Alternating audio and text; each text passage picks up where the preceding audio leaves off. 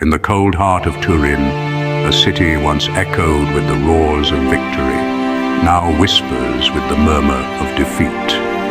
The recent sacking of manager Igor Tudor is but a symbol of the deeper problems gnawing at the soul of Juventus. The decision to dismiss Tudor, a man once hailed as the club's savior, is a stark illustration of the instability that has taken root within this once formidable institution. It's a move that has sent shockwaves through the team, eroding morale and casting a long shadow over their on-field performance. The echoes of Tudor's tenure still linger in the air. They tell a tale of unfulfilled promises, of battles fought and lost, of a club in turmoil. The sacking of Tudor is not just the end of an era, but a sign of the deeper systemic issues that Juventus must confront.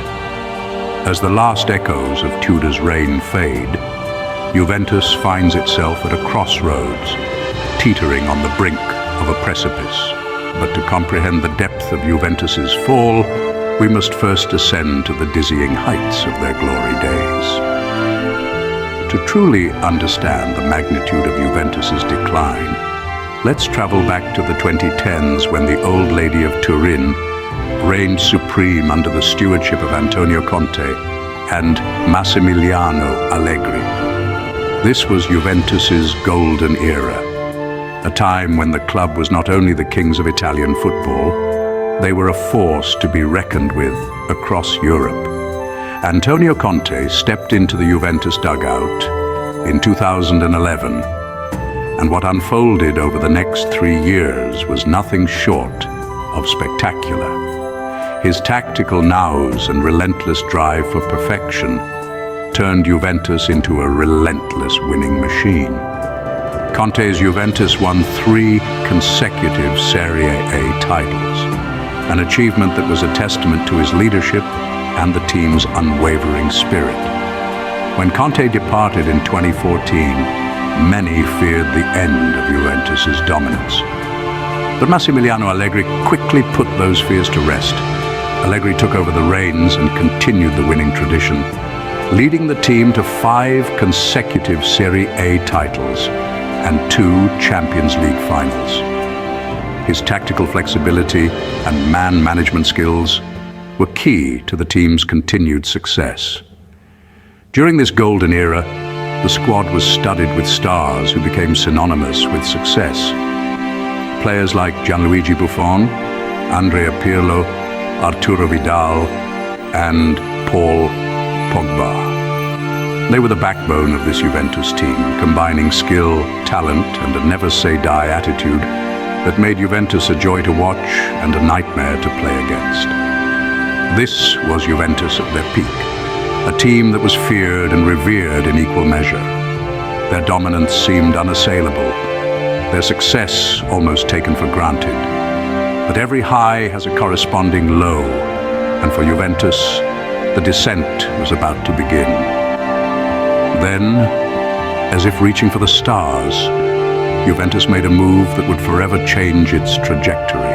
In a bold, audacious move, Juventus signed Cristiano Ronaldo, a titan of the football world. The Portuguese superstar, fresh from a decade of dominance at Real Madrid, was expected to propel Juventus to new heights. The club had its sights set on the Champions League title, a trophy that had eluded them since the mid-90s. The financial implications of Ronaldo's signing were colossal. The club shelled out a staggering €100 million, and Ronaldo's annual salary was another hefty expenditure. Yet, Juventus was confident that Ronaldo's brand value and his unrivaled prowess on the pitch would offset these costs. For a time, Ronaldo delivered. The goals flowed, the fans rejoiced, and the merchandise sold. However, the euphoria was short-lived. Despite Ronaldo's individual brilliance, the team struggled to maintain consistent performances. The weight of the Ronaldo gamble began to press heavily on Juventus, heralding the start of an era of financial instability and sporting disappointment. But beneath the veneer of this star-studded acquisition, cracks were beginning to form. As the glow of the Ronaldo era began to dim, Juventus found itself grappling with financial mismanagement, poor transfer policies, and boardroom instability. The club's resources, once used to maintain a squad of world-class talent, were now being drained by unsustainable salaries and ill-conceived transfers.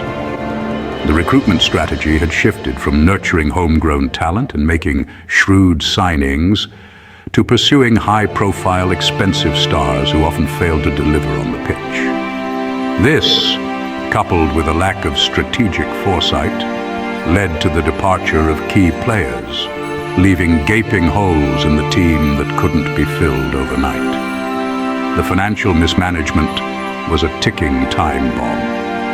The Ronaldo gamble had strained the club's finances, and the pandemic only worsened the situation. Revenue streams dried up, debts soared, and the once mighty Juventus found itself on shaky financial ground. This financial instability seeped into every aspect of the club, affecting the morale of the players and the confidence of the fans. Meanwhile, the boardroom was in chaos. The revolving door of managers, each with their own philosophy and style, disrupted the team's cohesion and identity. The management seemed to be in a constant state of flux, with no clear vision or strategy for the future.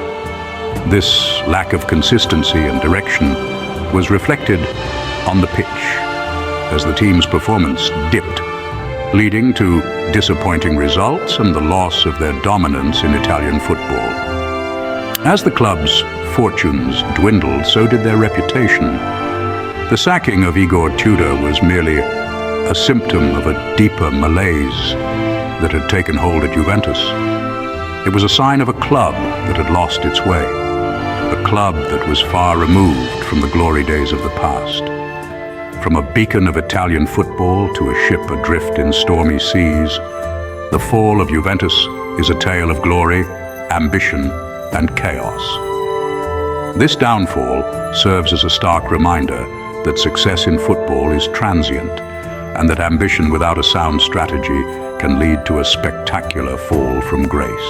Today, Juventus stands on shaky ground, its future uncertain. Once the titan of Italian football, the club now grapples with a myriad of challenges, each threatening to deepen the already gaping chasms within its ranks. Financial instability looms like a specter, casting long, ominous shadows over the club's future plans. Poor transfer policies, a legacy of ill-conceived gambles, have left the team bereft of both talent and morale.